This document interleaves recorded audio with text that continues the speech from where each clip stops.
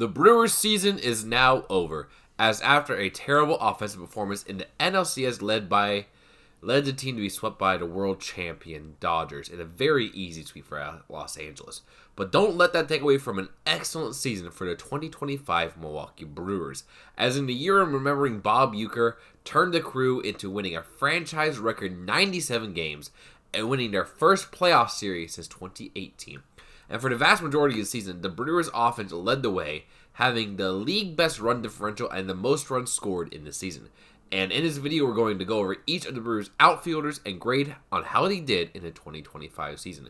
The grading system is as followed. A is for players that had an all-star or award-winning caliber of season.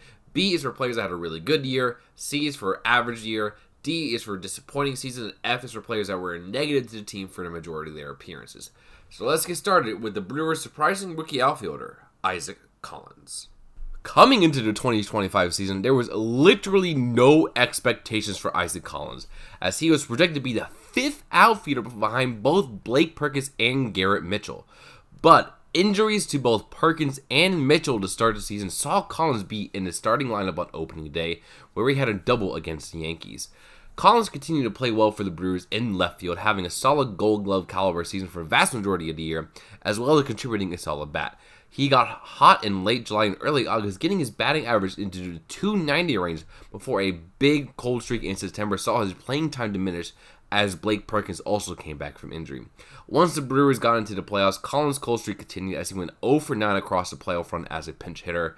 For his 2025 season, Collins appeared in 130 games, having a slash line 263, 368, 411 with 98 hits, 22 doubles, 3 triples, 9 home runs, 54 RBIs, 56 runs, 16 steals, an OPS of 779, an OPS plus of 118, and a B-WAR value of 2.1. Baseball Savant gave him a 62 for batting run value, a 68 for base running value, and 56 for fielding run value.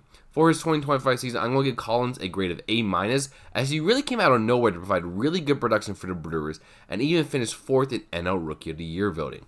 But his terrible season end to the season, as well as the terrible playoffs, dropped his game from an A for me. He was traded along with reliever Nick Mears to the Kansas City Royals in exchange for another relief pitcher, so I wish him the best of luck in Kansas City. With his 2024 season showing all the promise in the world, we had big expectations for the young superstar Jackson Chourio.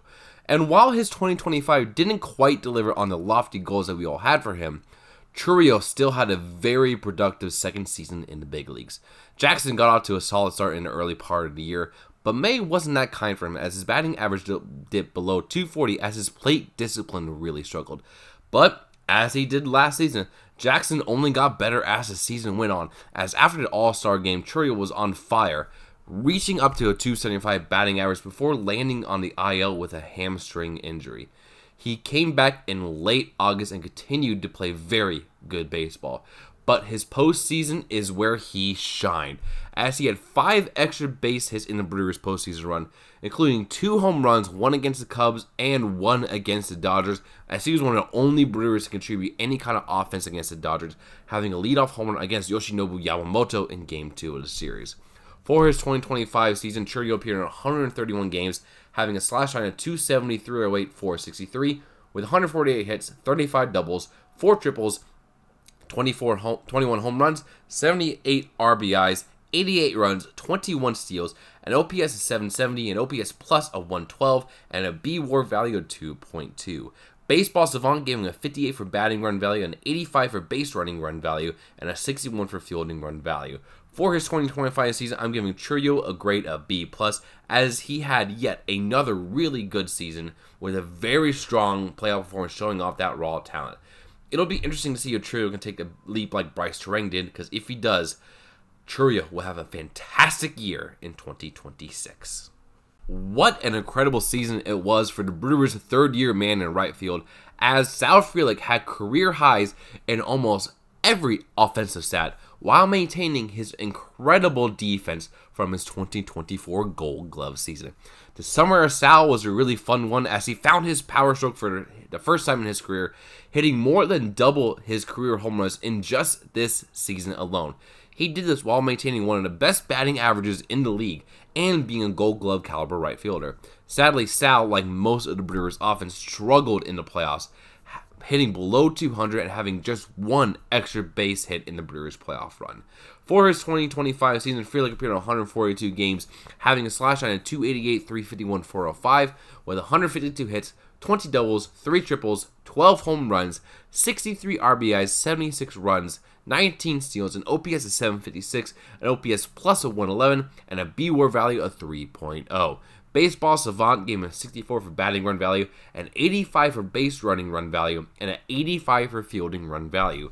For his 2025 season, I'm giving Frelick a grade of A-, as this was a massive leap in terms of offensive production for Sal, while still maintaining great defense in the field. But his disappointing playoff performance prevented him from getting that A grade from me. Still, was a very successful season for Frelick, and I can't wait to see what he does in 2026. Now, this was a wonderful outcome of the season. For the first time since 2019, it seemed like we got the old Christian Yelich back, as after missing over half the year in 2024 with back issues that required surgery, Yelich came back and had his best offensive performance in years. But it didn't start out this way, as Yelich struggled for the first part of his season, hitting below 200 by May 22nd. But after that game against the Pittsburgh Pirates, where he hit 2 home runs, a game that I went to, by the way, was an excellent game, Yelich was fantastic the rest of the year. From May 23rd on, he hit 300 with 22 home runs and an OPS of 884. Yelich also hit the most home runs in a season since 2019 and had the second most RBIs in a career, with his highest being 110 in his 2018 MVP season. He also got his first career walk-off home run with a grand slam against the Red Sox in early June. But Yelich, like a good portion of this Brewers team, struggled in the playoffs, hitting below 200 with just one extra base hit in the Brewers' 9-game run.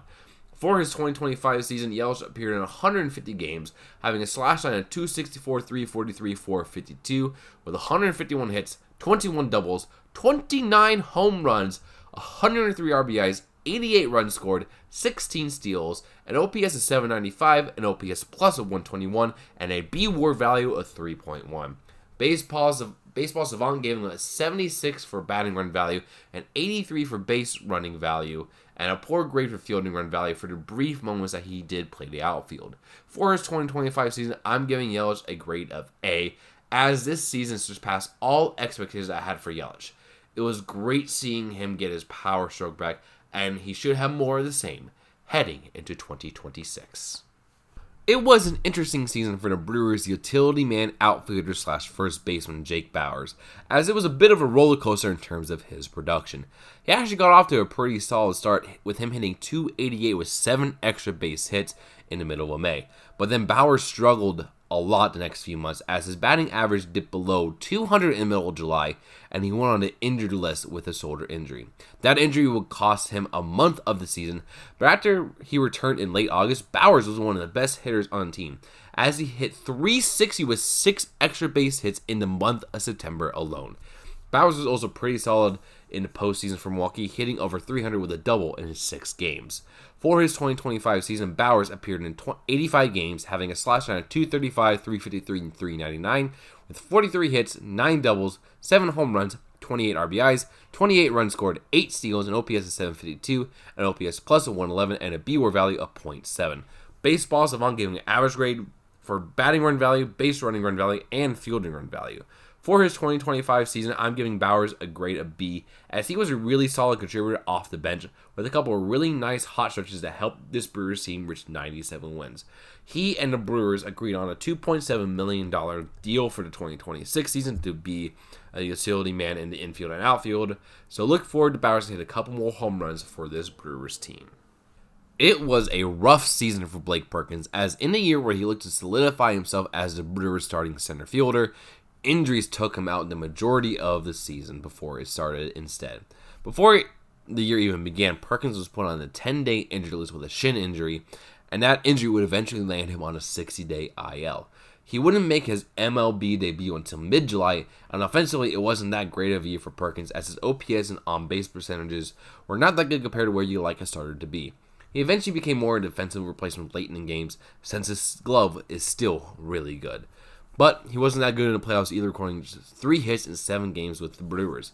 For his 2025 season, Perkins appeared in 54 games, having a slash line of 226, 298, 348 with 35 hits, 6 doubles, 2 triples, 3 home runs, 19 RBIs, 25 runs scored, 7 steals, an OPS of 647, an OPS plus of 81, and a B-WAR value of .3.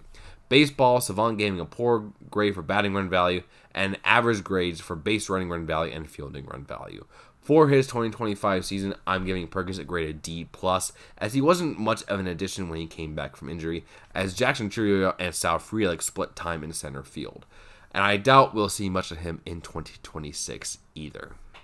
It was yet another frustrating injury-plagued season for the electric yet injury-prone center fielder Garrett Mitchell. Mitchell only appeared in 25 games for the Brewers when a shoulder injury ended up knocking him out for the year in late April. And when he did play in April, he wasn't that good offensively either. For his 2025 season, Mitchell appeared in just 25 games, having a slash line of 206, 286, 294, with 14 hits, 4 doubles, 1 triple, 3 RBIs, 9 runs scored, 3 steals, an OPS of 580, an OPS plus of 63, and a B-WAR value of a flat 0. Baseball Savant gave him a poor grade of batting run value, an average grade for base running run value, and a good grade for fielding run value. For his 2025 season, I'm giving Mitchell a grade of F, as yet again, injuries prevented him from playing any meaningful amount of games. I doubt now that Mitchell is in the Brewers' plans for much of 2026, since this is a team loaded with outfield talent. Brought over from the San Diego Padres in the Nestor Cortez trade at this year's trade deadline, Lockridge is actually a very useful fourth outfielder / pinch runner, especially when Jackson Chourio was on the injured list. After struggling in 47 games with the Padres, Lockridge actually was really solid in his 20 games with the Brewers, as all of his numbers improved while providing good defense and good base running as well. For his 2025 season with the Brewers, Lockridge appeared in 20 games, having a slash line of 261, 308, 370, with 12 hits, 3 doubles, 1 triple, 6 RBIs, 8 runs, 2 steals, an OPS of 677, an OPS plus of 89, and a B-WAR value of .4. Baseball Savant gave him a poor grade for batting run value and great grades for base running run value and fielding run value. For his 2025 season, I'm giving Lockridge a grade of C+, as he was really solid in his limited run with the Brewers. It'll be interesting to see where he plays in 2026. It was a very rough season for Daz Cameron, as he was called up as an injury replacement for Jackson Chourio and very much struggled in his brief stint in the big leagues. The son of former Brewers outfielder Mike Cameron, he did not do that good at the plate, and he was also not really that good in the field either. For his 2025 season, Cameron appeared in just 21 games, having a slash line of 195, 214, 293 with 8 hits, 1 double, 1 home run, 3 RBIs, 7 runs, 1 steal, an OPS of 507, an OPS plus of 40, and a B-WAR value of negative .5. Baseball Savant gave him poor grades for all 3 categories in batting run value, base running run value, and fielding run value. For his 2025 season, I'm giving Cameron a grade of F, as he was just not good at all when he was with the Brewers, and I would be surprised if he played in the majors again after the season. So that is the Brewers offense here. Thank you guys so much for watching the video. If you like it, like, comment, and subscribe. Next time up, we'll be going over the Brewers starting pitching, which is a very interesting conversation. So stick around the channel for that.